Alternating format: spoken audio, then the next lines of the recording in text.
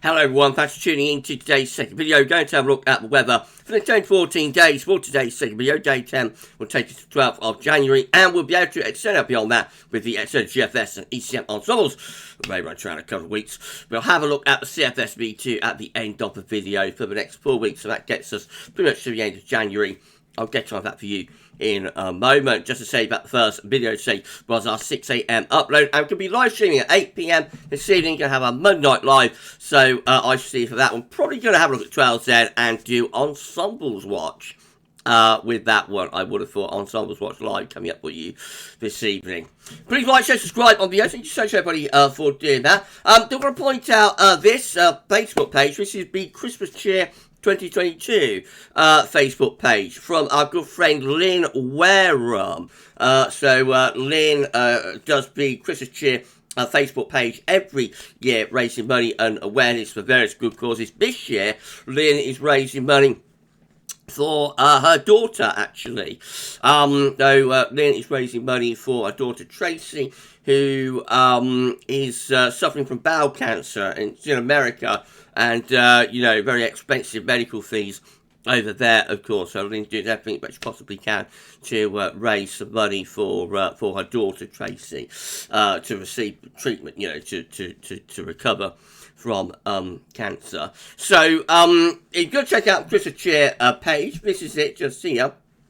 Also, they're going to be raising money for a food pantry, I think. So we can go over to the crowdfunding page, actually. So, as well as the money for Tracy, we're also raising money for a community pantry, which helps vulnerable families with food and essentials. So, great cause, that obviously to help provide some food and essentials to people who are struggling, in these very difficult circumstances that we're currently in. So if you could check out Lynn's Facebook page and also her Just Giving page, and maybe give a donation if you can afford to, that'd be absolutely fantastic. I hope Tracy receives the treatment that she's able to, and is better soon. And all of our thoughts, of course, go out to Lynn and also to Tracy and to Lynn's family, Tracy's family. It's a difficult thing to deal with, cancer. I know it from my own experiences, but of course I didn't have all the medical fees associated with that you're going to get in America. So, if you could give a little donation, that'd be absolutely fantastic. And our thoughts are with Lynn and also with Tracy, of course. Links to both of those pages are in the description with this video. Excuse me. Right, let's have a look at some stratosphere data then. So we're going to begin having a look at temperature at 10 HPA over North Pole with the latest two GFS runs, starting with the midnight GFS. Current scenario, of course, that got very cold temperatures in the stratosphere at 10 HPA, minus 80, minus 85 over the Arctic and over North Pole too. We're looking to see if we're going to get a warming of the stratosphere. So the first warming occurring over Siberia just a few days now, actually, around the 8th of January. So that, is very modest warming, but that's the first sort of opening salvo, if you like.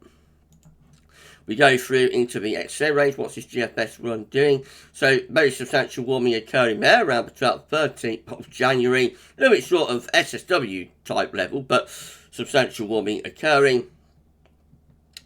And then beyond that, so that starts to penetrate in towards the North Pole. Notice the polar vortex, these blue colours becoming stretched and elongated on our side of the pole. So that's a displacement of the polar vortex by this warming of the stratosphere. Not a reversal of zonal winds with that, and we aren't splitting the polar vortex, although it does look as though that could possibly split there, doesn't it? It does look as though it could possibly envisage a split somewhere around Greenland, actually. But up to that point, we have not got a split. We've just got a displacement of the polar vortex, and also that would not yield a reversal of zonal winds up to that point. So that is still short of a technical southern stratospheric warming. Let's have a look at the GFS 6 then. And again, we've got these dark purple colours at the moment over the top of the pole, so temperatures are around -85, even lower towards Greenland, -88. Their exceptionally cold stratospheric temperature at 10 HPA. First warming occurs over Siberia in a few days' time, around the 7th and 8th of January. That's quite a modest warming, but that's like the beginning of the warming, scenario. Excuse me. And then on into the second week of January, that's around day 10. Again, significant warming beginning to gather pace over Siberia. It's a little bit, these two operational GFS runs are just a little bit short of the temperatures we've been seeing in the past few days. So we're not getting up to like -4, 0 degrees, not going into the deep red colours. Although we actually, having said that, we do briefly there around the 16. So that does actually get to like genuine level for a southern stratospheric warming actually. Around 16th of January. And again, very similar, that sort of starts moving in towards the pole, cause the displacement of the polar vortex. We start to stretch out the PV with these blue and purple colours. Again, you could envisage this might cause a split of the PV somewhere around there. So let's get highlight shots. Somewhere around here, I think, is where that could yield a split in the polar vortex. Could get a split developing there, I think, with some of the PV going off in that direction, some going off in that direction. But anyway, still very substantial event, still very substantial warming taking place up the stratosphere into the middle of January. Quite where we go with this, is it going to reach SSW levels? What impacts will it have? Will it be another reverse zone of winds? Will it take another secondary warming to do that?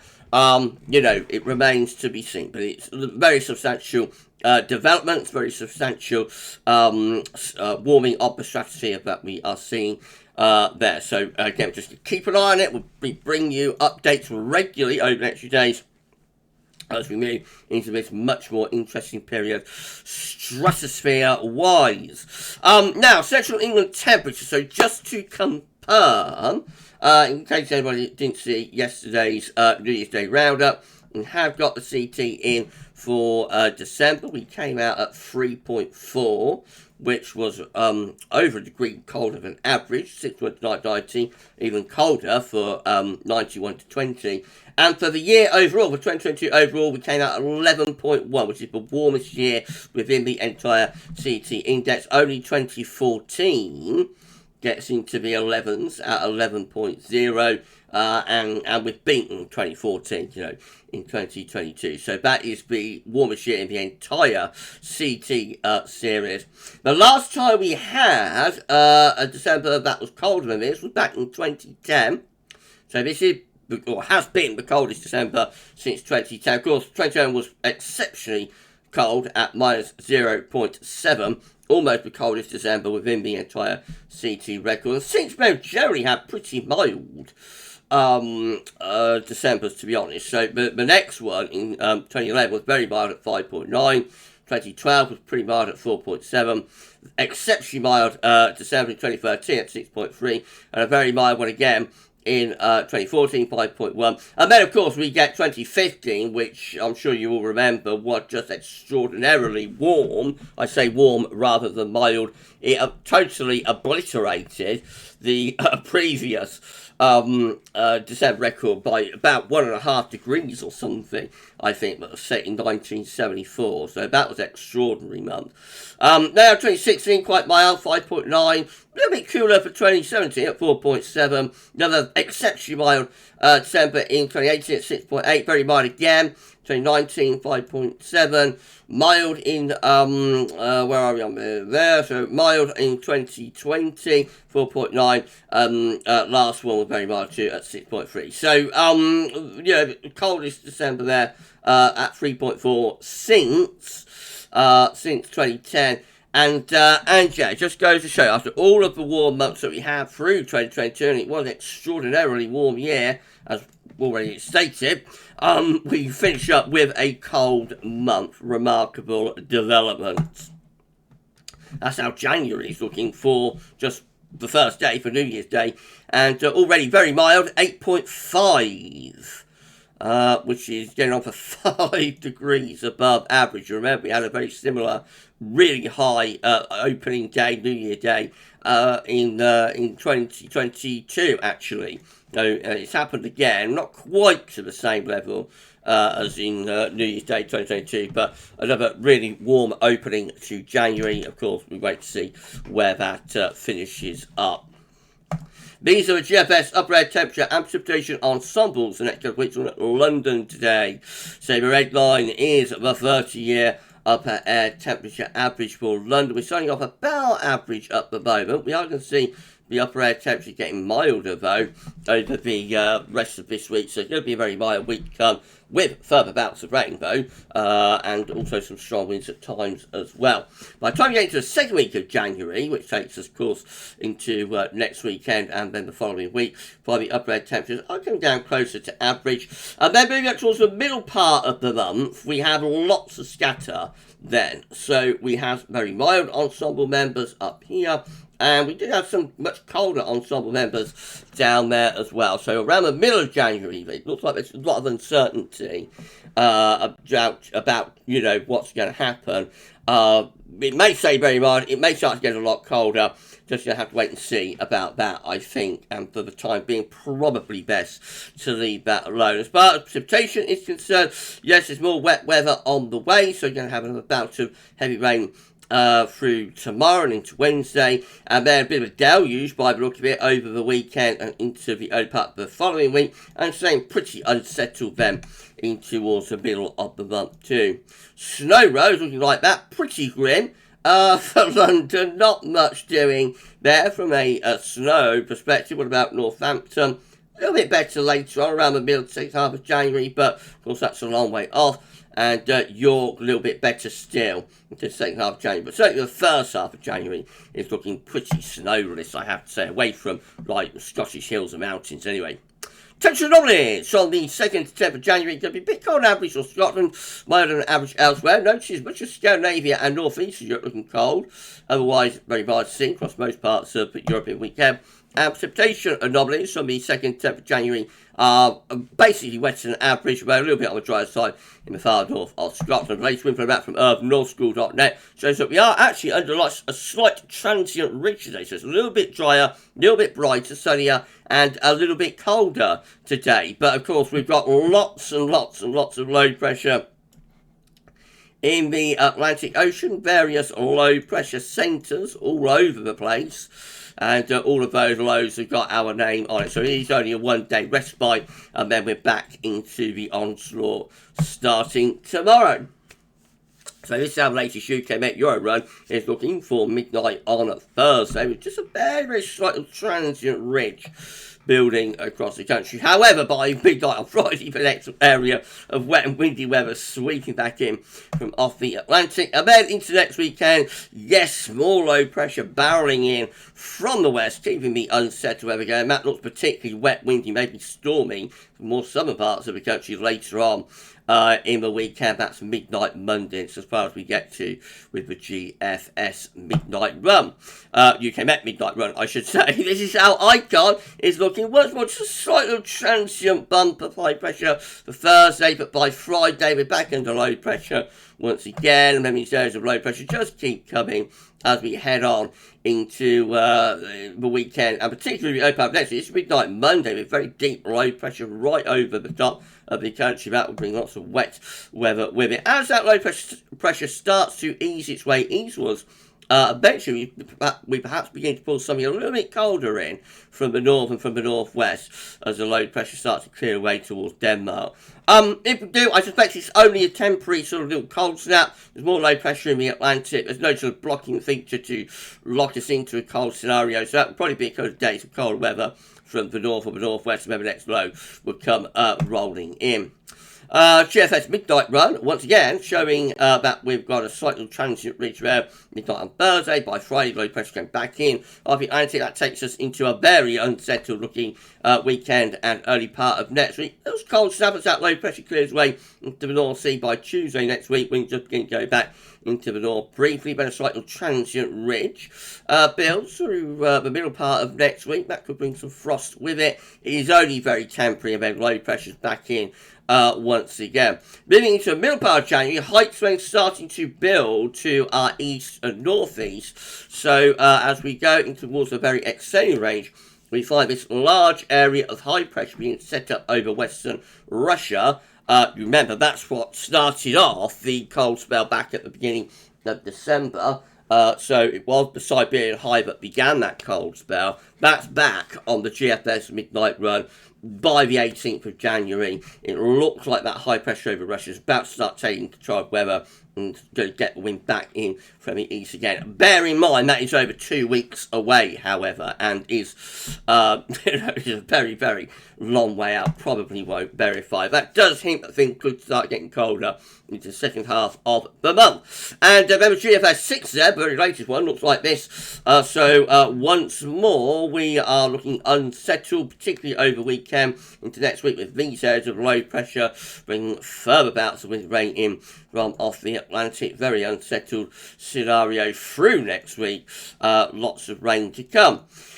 In towards the middle part of January, high pressure tries to start getting itself going over Scandinavia. So we're having a go at building up a Scandinavia high. Actually, a little bit of a battle started to take place then by the middle of January, with high pressure over Scandinavia, low pressure in the Atlantic. The upshot is just about it turns even wetter, really, because the weather fronts coming in off the Atlantic with these areas of low pressure start to decelerate and get stuck over the country. So that brings lots of bouts of rain with it, and high pressure over Scandinavia eventually collapses towards the Black Sea as these areas of low just keep coming. So a little bit weaker with that Scandinavian Russian high on 6Z compared to midnight run. Again, it's all like 2 weeks away, so you know it's a really, really long way out. Now, I don't have a GM up, so I'll tell you what I'm going to do. I'm going to pause the video and I'm going to get the gem up, so I shall see you in 2 seconds. Right. Yeah!